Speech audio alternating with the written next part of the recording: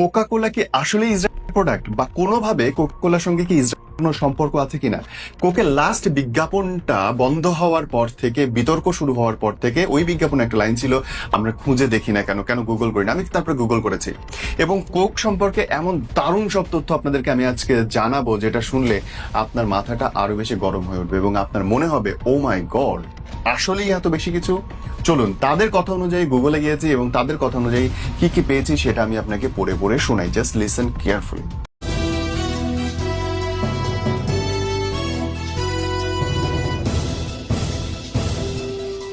Coca Cola ইসরায়েলের কট্টর সমর্থক। 1997 সালে ইসরায়েল সরকার অর্থনীতি কমিশন গত 30 বছর ধরে ইসরায়েলকে আকুণ্ঠ সমর্থন এবং ইসরায়েলের আরব লীগ বয়কট মেনে চলার অস্বীকার করার জন্য ইসরায়েল ট্রেড অ্যাওয়ার্ড কোকা কোলাকে সম্মানিত করা হয়।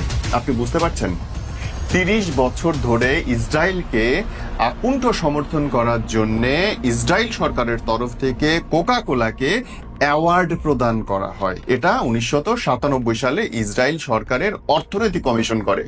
কোকা কোলা প্রতি বছর American Israel Chamber of Commerce award bankroll করে, যা ইসরায়েলের অর্থনীতিতে সবচেয়ে বেশি অবদান রাখে এমন কোম্পানিগুলোকে সম্মানিত করে কোকা কোলা। কিছু বলার আছে আপনার? এখনো বলবেন যে না আমরা তো ওইখানকার না। শেষ না ব্রাদার, এটা সবেমাত্র শুরু। 2009 সালে অবিলম্বে যুদ্ধবিরতি এবং গাজায় ইসরায়েলে সামরিক হামলার ধারাবাহিকতাকে সমর্থন করার জন্য জাতিসংঘের আহ্বান প্রত্যাখ্যান করার জন্য সিনেটর লবিং করার জন্য কোকা কোলা একটি স্পন্সর্ড অ্যাওয়ার্ড ইসরায়েলের লবি AIPAC কে দেওয়া হয়েছিল। মানে যেন ওই সিনেটররা জাতিসংঘকে বোঝাতে সক্ষম হয় এবং ওখানটা লবি করে যে যেই হামলাটা হচ্ছে ফিলিস্তিনিতে সেটা যেন বন্ধ না করা হয়, সেটা যেন চলতে থাকে। বুঝতে পারছেন তো? আরো আছে, শেষ না। 2008 সালে Coca Cola Israeli venture capital challenge ফান্ডকে একটা ফাঁকা চেক দেয়, যেখানটা কোনো ডিজিট লেখা ছিল না, যা ইচ্ছা বসায় নিবা। এখানটাই শেষ না। 2009 সালে Coca Cola brigadier general Ben এলিজকে সম্মাননা জানাতে কোকা কোলা বিশ্ব সদর দপ্তরে একটি বিশেষ সম্বর্ধনার আয়োজন করে। বেন এলিজার হচ্ছে সেই ব্যক্তি যিনি 6 দিনের যুদ্ধে 300টিরও বেশি মিশরীয়কে শিরোচ্ছেদ করে একদম গলা কেটে হত্যা করেছিল। সেই মানুষকে তারা কোকা কোলা তাদের সদর দপ্তরে ডেকে এনে অ্যাওয়ার্ড দেয়, সম্মাননা জানায় সারা বিশ্বের সব প্রতিনিধিদের সামনে, কোকের প্রতিনিধিদের সামনে। আপনি বুঝতে পারছেন?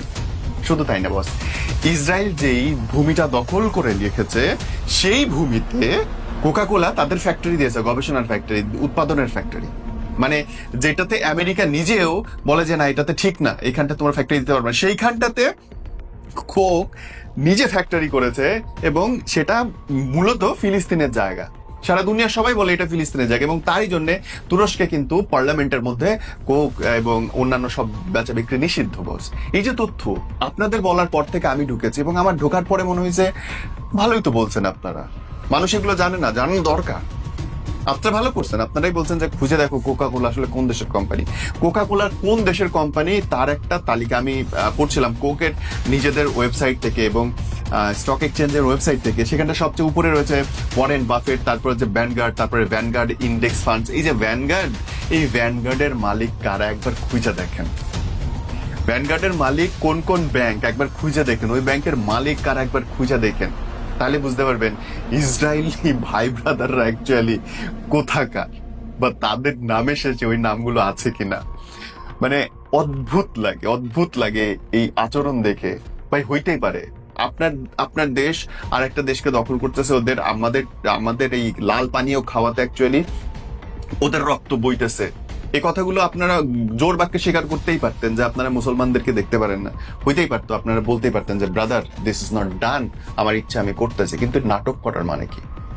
এসব নাটকের তো মানে এখন বলবেন যে মুসলমানরা আসলে অজ্ঞ, ওরা কিছু বুঝে না, এরা কোনো জ্ঞান নাই, ব্যাপারটা কিন্তু আসলে এতটা সহজ নাই। এখন আপনাদের বলা তথ্যের পরে আমার মতো একটা অতি সাধারণ মানুষ এইটুকু তথ্য যদি বের করতে পারে, তাহলে যারা অনেক বেশি চিন্তা করছেন, গবেষণা করছেন, তারা কি করবে?